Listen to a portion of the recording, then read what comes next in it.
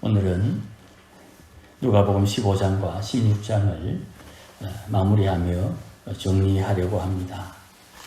먼저 누가복음 15장, 16장에 있는 이 비유는 하나의 비유다. 그렇게 제가 첫 시간에 말씀을 드렸습니다.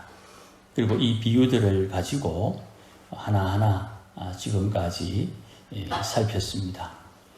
이 하나의 비유를 가지고 이 비유가 목적하는 바가 무엇이냐, 예수님께서 왜 이 비유를 말씀하셨고 이 비유를 통해서 하시고자 하는 말씀이 뭐냐, 거기에 대해서는 구원에 관한 천국의 비밀 혹은 구원의 설계도 이렇게 표현할 수가 있을 것 같습니다. 우리가 이 말씀은 주로 전도와 관련해서 선교와 관련해서 말씀을 많이 들었기 때문에 그 범주에서 이 말씀을 이해하려고 하는 습관이 우리에게 있어요. 그래서 전도와 선교와 관련된 것은 조금 옆으로 제쳐두고 구원에 관한 비유다 하는 입장에서 이 말씀을 집중해서 묵상을 하려고 합니다. 찬찬히 잘 따라오시면 좋겠습니다. 오늘 주보의 본문을 제목을 이런 것 비유 이렇게 제가 정했는데요. 물론 옆에 몇 가지 표현이 좀 빠졌습니다만은 그렇게 정해봤습니다. 사람이 잃어버렸다가 다시 찾게 된다 하는 것이 그 내용의 요지입니다. 우리가 잃어버린 것이 무엇인가? 사람이 잃어버린 것이 무엇이냐 이렇게 질문하면 사람은 하나님께서 주신 생명을 잃어버렸어요. 그러니까 우리가 가장 먼저 되찾아야 되는 것은 생명이다. 그 생명을 찾는다는 말이 구원이라는 말입니다. 잃었다가 다시 생명을 찾았다. 이게 구원받았다라는 표현이에요. 우리는 이렇게 알고 있죠. 구원받기 위해서는 예수님을 믿음으로 구원을 받습니다. 그러니 믿으면 구원받는다. 그러면 믿으면 되겠네. 믿으면 구원받으니까. 이렇게 단순하게 생각할 수 있습니다. 그런데 오늘 누가복음 15장과 16장 앞부분에 있는 이 비유를 통해서 잃어버린 것이 무엇이고 찾으니, 생명을 찾으니, 구원받으니가 어떤 행실을 해야 되는가, 이 행실에 대한 이야기가 같이 묶어져 있습니다. 이것은 청함받은 사람은 많은데 택함받은 사람은 적다라는 그 말씀과 연결돼서 같이 통용되는 말씀이에요. 단순하게 한 문장, 청함받은 사람은 많은데 택함받은 사람은 적다, 이것을 이 비유를 통해서 쭉 설명을 하는 것이에요. 찬찬히 잘 따라오시면 좋을 것 같습니다. 이 비유를 통해서 통찰력을 얻고 깨닫고 또 우리의 신앙의 방향, 신앙의 자세, 신앙의 목표가 어딘지를 다시 한 번 더 점검할 수 있기를 주의 이름으로 축복합니다. 첫 번째 비유에 이런 양의 비유에서 믿는다는 것은 이런 뜻이고 구체적인 행실은 이렇게 된다고 예수님께서 말씀을 합니다. 목자는 잃어버렸는데 양의 입장에서는 양이 자기 마음대로 내질렀지요. 우리를 양으로 비유했으니까 우리를 표현해보면 이렇습니다. 주님께서 우리를 잃어버리셨는데 잃어버리신 이유는 내 마음대로 내질렀기 때문에 주님으로부터 떠난 것이에요. 목자를 떠난 양의 행실은 반드시 회개해야 됩니다. 회개할 행동을 한 그 사람의 마음은, 마음대로 내질렀다 그랬지요. 그 마음은 옛사람의 악한 마음이에요. 옛사람의 악한 마음으로 한 행동은 전부가 다 악한 거예요. 다시요. 옛사람의 악한 마음으로 행동한 것은 전부 다 악한 거예요. 그러면 우리 생각에 회개하라 그랬고 악한 마음으로 한 것은 다 악이라 그랬으니까 악한 행실을 회개하면 되겠구나. 그렇게 대부분 다 생각을 하지요. 그것이 악한 마음이에요. 악한 마음으로 저지른 행실을 회개하는 게 아니고요. 악한 마음을 회개해야 돼요. 이 차이를 발견해야 됩니다. 생명을 잃어버린 우리가 생명을 찾았다 할 때에, 믿었다 할 때에 그 믿음은 행실을 회개하는 게 아니에요. 그 마음을 회개하는 거예요. 그러면 행실은 어떻게 되는 것입니까? 행실은요, 말씀대로 뿌린 대로 거두는 거예요. 믿는 사람이 저지른 행실, 믿지 않는 사람이 저지른 행실, 이 물질 세계에서는 뿌린 대로 거두는 거예요. 그러니까 가끔 내 인생이 왜 이렇게 힘드나? 모르긴 몰라도 덮어놓고 지은 죄가 많아서 그래요. 내가 뭘 그리도 많은 죄를 지었노? 이거는 내 생각이고요. 하나님의 판단 기준은 율법이에요. 하나님께서 우리에게 말씀합니다. 나를 사랑하고 내 계명을 지키는 자에게는 천대까지 은혜를 베푼다. 이건 주님의 말씀이죠. 그러니까 계명의 기초에서 내 마음의 혼돈스러움을 잠재울 수 있는 능력이 새 사람의 새 성품이 되는 거예요. 옛사람의 악한 성품은 내 마음대로 내질러요. 그리고 그 행실에 대한 결과는 뿌린 대로 거두는 거예요. 그러나 예수님의 구원 사역은 내 마음의 악함을 회개하게 하는 거예요. 그래서 회개를 통해서 내 마음의 말씀의 열매가 맺게 되는 거예요. 인격의 열매, 인격의 품격이 되는 것입니다. 그러니 잃어버린 양의 비유 맨 마지막에 회개할 것 없는 의인 99이 기쁨을 주는 것보다 죄인 한 명이 회개하면 더 기쁘다. 의인 99도 기쁜데 그 기쁨보다 더 기쁘다. 행실이 아니고 그 악한 마음을 회개해야 되는 거예요. 그 악한 마음을 가지고 그 악한 마음으로 목자를 떠나는 거예요. 생명을 다시 찾아야 하는 것입니다. 이것이 구원의 첫 번째 수확이 되는 것이에요. 예수를 믿으면 구원을 받는다. 생명을 받는다. 그러면 행실을 회개하는 것이 아니라 내 마음에 악함이 있음을 인정하고 이 악함을 위해서 예수님 십자가에서 피 흘리셨고 그 피가 내 악한 마음의 죄를 씻는다. 그래서 이거를 원죄를 용서받는다. 이렇게 표현하는 거예요. 두 번째 비유는 이런 드라크마의 비유입니다. 이 이런 드라크마는 언약과 상관이 있어요. 10개가 다 모여야 하나의 언약으로 능력이 나타나고 효력이 나타나는 것입니다. 그런데 하나가 사라졌어요. 이 10드라크마는 결혼의 징표라 그랬지요. 그러니 부부가 결혼 예물 반지를 했는데 신랑이 어찌어찌 하다가 신부가 어찌어찌 하다가 결혼 반지를 잃어버렸다. 그러면 그게 지금은 그렇게까지 하지 않지만 그게 참 민망한 일이 되고 죄송스러운 일이 되는 것이죠. 그것처럼 한 드라크마를 잃어버렸는데 다시 찾아 10개를 모아 하나님의 약속, 부부간의 그 언약을 지키는 징표로서 온전히 능력을 나타내게 되려면 하나님 앞에 우리의 처신이 어찌해야 되느냐, 이것을 이 드라크마를 통해서 우리에게 훈계하시는 거예요. 어떤 사람에게 돈은 있는데 사람이 없어요. 농사도 그렇고 사업도 그렇고 혼자 북치고 장구치고 하는 것도 한계가 있으니까 잘 안 되겠지요. 돈도 있고 사람도 있는데 사업할 기술 혹은 사업 아이템이 없으면 그것도 사업이 잘 될 수가 없겠지요.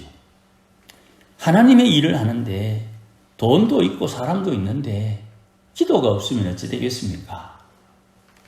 이렇게 뭔가 하나가 두 개가 부족하게 되면 제대로 실력을 발휘하지를 못해요. 하나님의 약속을 잃어버리면 뭔가 되는 것 같고 다른 사람이 전부 이번에는 막 확실하다 그렇게 돼도 그게 제대로 효력이 나오지 않는 거예요. 어떤 권사님이 땅을 사야 되겠다 그랬대요. 그래서 살까 말까 고민하다가 갑자기 외지인이 와가지고 그 땅을 홀라당 샀대요. 그래가지고 그분이 목사님한테 와가지고 목사님 땅을 살라 그랬는데 못 샀다고 막 두들대니까 그 목사님이 이랬대요. 감사하십시오. 권사님 땅 아니니까 못 샀지. 권사님 땅이면 무슨 일이 생겨도 하나님께서 권사님에게 줄 깁니다. 그러니까 울겸 겨자 먹기로 목사님 알았어요 하면서 감사합니다 하고 주일날 감사헌금을 드렸대요. 헌금액이 중요한 게 아닙니다. 감사의 표현을 그렇게 했답니다. 아니나 다를까 계약한 사람과 그 땅 주인이 싸웠대요. 그래서 그 권사님 땅 샀어요. 하나님의 약속을 잃어버리면 되는 것 같아도 안 되고요. 안 되는 것 같아도 되는 거예요. 그러니 하나님의 약속이 굉장히 중요한 것이죠. 그러니 잃어버린 생명을 찾은 뒤에 우리에게 무엇이 필요하냐? 이렇게 물으면 하나님의 약속에 기초한 신앙이 필요한 거예요. 하나님께서 주신 약속을 언약이다. 그렇게 말한다 그랬지요. 이 언약은 성경에 보니까 하나님과 언약을 맺는 대표자가 있어요. 그래서 대표적인 인물을 아담과 노아, 아브라함과 모세, 다윗과 선지자, 그리고 예수님 이렇게 7명을 대표로 내세웁니다. 야곱의 언약은 아브라함 언약의 아류가 돼요. 요셉의 언약도 아브라함 언약의 아류가 돼요. 솔로몬 언약은 다윗 언약의 아류가 되는 것입니다. 그러니 대표자 이후에는 그 대표자의 언약에 따라 처신하는 법을 배워야 돼요. 가령 이런 겁니다. 노아 언약 이후에는 아브라함이 등장하기까지 세상은 물의 심판이 없을 것이라는 것을 믿고 살아야 돼요. 물을 두려워하지 않아야 된다 이 말입니다. 그러니 물을 다스리는 것, 치수 능력이지요. 물을 다스리는 능력이 곧 정치 권력이 돼요. 치수, 물을 다스리는 신앙으로 정치 권력을 유지하게 되는 거예요. 그러니 하나님의 언약을 어떻게 마음에 품고 있느냐, 이게 신앙의 굉장히 중요한 기준이 되는 것이에요. 이 언약에 있어서 예수님에 대한 언약이 연결되어 있는 언약은 모세 언약이에요. 이 모세 언약에 모세가 예수님의 등장을 나 같은 선지자, 그 나 같은 선지자가 왕의 계보를 따라 약속을 이루기 위해서 이 땅에 온다 하는 이 과정을 다윗 언약과 새 언약의 선지자를 통해서 예수님에게 이어지게 되는 것이에요.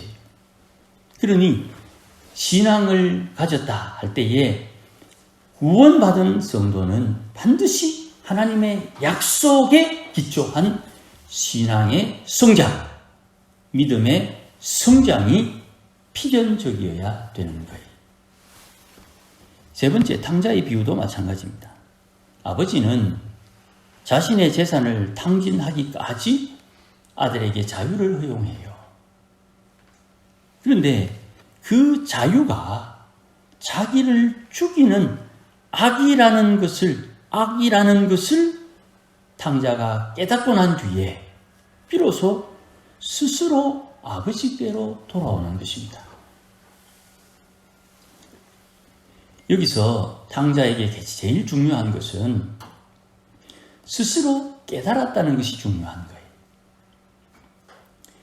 나는 자유를 원한다고 했는데 그 자유가 자기를 죽이는 자유라는 것을 깨달았을 때 아버지에게로 돌아오는 것이에요. 생명을 받은 이는 반드시 하나님의 언약에 기초하여 자기의 허물과 죄를 깨닫는 자가 되어야 돼요. 깨달아야 아버지께로 돌아오는 것이에요. 그러니 신앙의 가장 비중 있는 것은 깨달음이에요. 무엇으로 깨달아야 되느냐 하면 하나님의 말씀을 배우고 체득하면서 깨달아야 되는 것입니다. 하나님의 말씀이 내 마음의 중심에 있고 세상을 살아가는 다양한 상황과 지식과 경험들이 하나님의 말씀을 깨닫는 도구로 사용되는 것이지 세상의 경험이 하나님의 말씀을 대체하면 안 돼요. 악한 마귀는 나도 모르는 사이에 내 경험과 내 지식과 내 어떤 것을 하나님의 말씀을 대치하도록 미혹하고 유혹해요. 그러니 내 영이 깨어있지 않으면 나도 모르게 마귀의 손에 홀라당 넘어가는 거예요. 언젠가 기회가 되면 깨어있음에 대한 말씀을 나눌 때 조금 더 깊이 다루도록 하십시다. 그러니 하나님의 말씀을 배우고 체득하면서 깨달아야 되는데 깨닫고 돌아오는 이 아들을 맞으러 달려나가는 아버지를 우리는 마음에 충분히 그릴 수가 있지요. 마태복음 7장에 예수님 말씀하십니다. 거룩한 것과 진주를 아무에게나 주는 게 아닙니다. 그 가치를 깨달은 자에게 주는 거예요. 그렇지 않으면 주님 말씀에 발로 밟고 찢어서 상하게 한다 그랬어요. 그러니 깨닫기까지 기다려야 되는 이유는 주의 말씀에 순종하기 때문에 그런 거예요. 내게 긍휼이 없어서가 아니에요. 내게 사랑이 없어서가 아니에요. 깨닫지 않고 받으면 그것이 되레 독이 되고 죄를 짓는 도구가 되는 것을 우리는 많이 경험했어요. 그러니 주님 말씀입니다. 이곳에 핍박이 있으면 저곳으로 피하는 것은 당연한 지혜지요. 신앙의 진보가 나타나게 되면 탕자의 형처럼 시비도 걸고 시기 질투하는 일 자연스럽게 일어나는 거예요. 그러면 인내해야지요. 이상한 것으로 여기지 말고 인내해야 되는 거예요. 아, 올 것이 왔구나. 그러니 오늘 본문에 있는 이 말씀처럼 아버지의 마음이 무엇입니까? 동생은 죽었다가 살아났고 잃었다가 얻은 아들 기뻐하는 것이 당연한 것 아니냐. 이를 보고 시기하고 질투하는 신앙이 더 자라야 돼요. 자, 마지막으로 16장에 나오는 이 불의한 정직이 구원을 받은 성도는 먼저 생명을 얻고 다음으로 하나님의 언약, 계명을 마음에 새기며 체득해야 됩니다. 그러면 자연스럽게 깨달음이 와요. 이것을 저는 이렇게 자주 표현했지요. 말씀과 말씀 속에 운행하시는 성령님을 느낄 수 있다. 이렇게 말씀을 드렸어요. 이게 좀 어려운가 봐요. 계명을 지켜야 되겠다고 생각을 하고 계명을 지키려는 순종과 계명을 지키는 행실 중에 성령의 일하심을 반드시 느끼게 됩니다. 내가 영적으로 아무리 둔해도 이거는 느끼게 돼요. 그러면 계명에 순종하고 계명을 통해서 하나님 앞에 실행하고 또 실천하는 가운데 성령의 역사하심을 느끼게 되면 성령의 지시하심에 순종하게 되겠지요.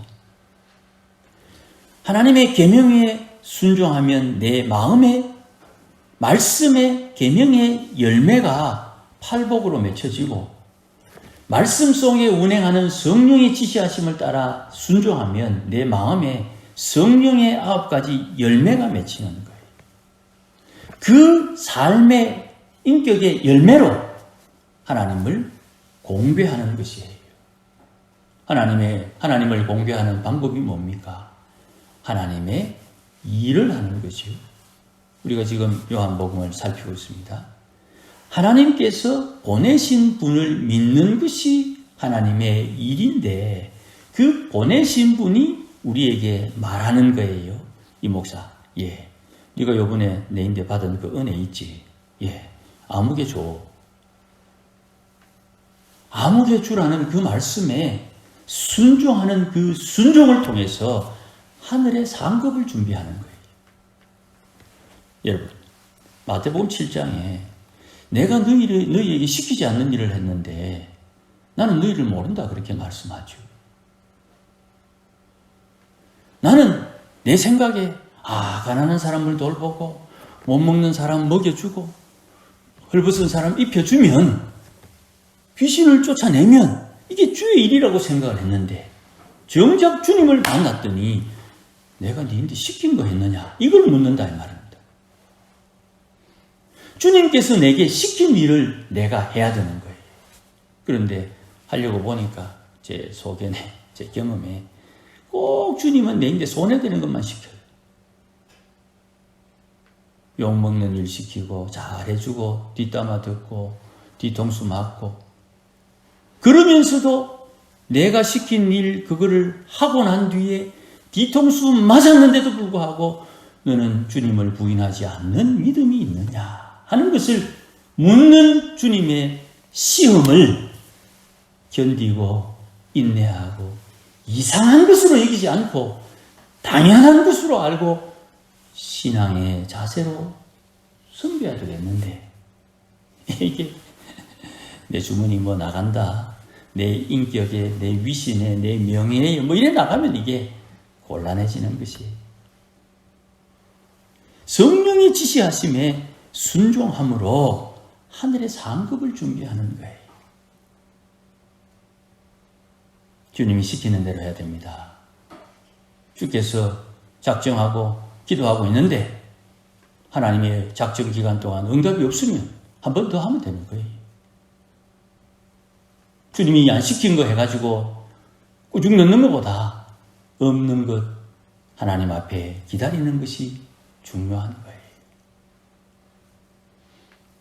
이런 행실은 절대로 물질 세계에서 내 몸을 입고 있는 동안만 허락되는 기회가 되는 거예요.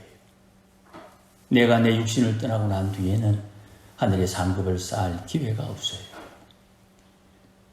그러니 불의한 재물로 친구를 사귀라 할 때에 이 불의한 재물, 이 땅에 있는 것을 가지고 주님께서 말씀하시고 지시하시는 것을 위해서 허비하지만 결코 허비하는 것이 아니다.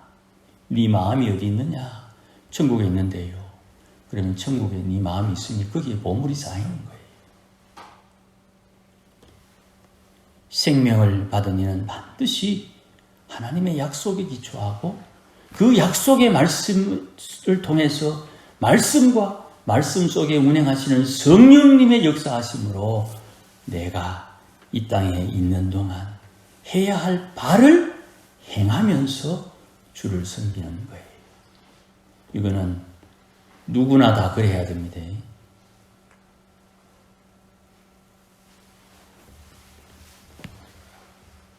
최근에 제게 상담했던 내용이에요. 어떤 분이 저한테 질문을 했습니다. 신앙생활하는 두 친구가 있었어요. 두 분 서로 다 각자의 사업이 있습니다. 그런데 서로에게 도움을 주고 도움을 받고 또 재정적인 지원도 하고 그렇게 해요. 물론 동업은 아닙니다. 여유가 되면 돕고 또 협력하고 이렇게 지내는 친구인데, 이 두 친구가 한 가지 약속을 했답니다. 신뢰를 저버리지 말고 우리 의리를 지키자. 의리를 지키자 그랬대요. 그런데 섭섭한 게 조금씩 생기죠. 사람 사는데 왜 섭섭한 게 없겠습니까?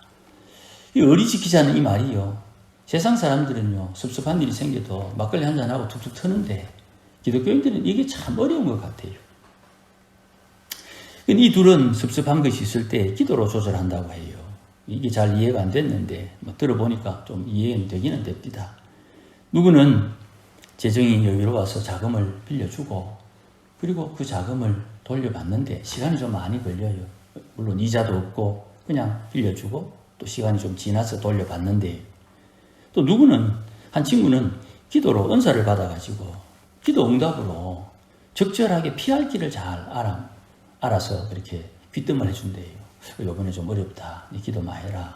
그러면서 기도하면 그 어려운 일이 지나가는데 그렇게 어렵지 않게 그렇게 지나간대요. 그러니 한 친구는 재정이 좀 있고 한 친구는 기도의 능력이 있고 뭐 이렇게 잘 어울린답니다. 근데 기도하는 친구가 사업이 더 잘 될 것 같다는 느낌을 가졌대요. 이 돈 있는 친구가. 아마 뭉칫돈을 기도하는 친구가 벌지 싶다 하는 그런 마음이 들어오자마자 바로 시험에 들었대요. 기도하는 친구가 뭉칫돈이 들어오면 나처럼 내가 필요할 때 돈을 주겠는가 이런 걱정을 쓸데없이 했다는 거예요. 그래 마음의 부담을 가지고 있다가 어느 날 기도하는 중에 깨달았답니다.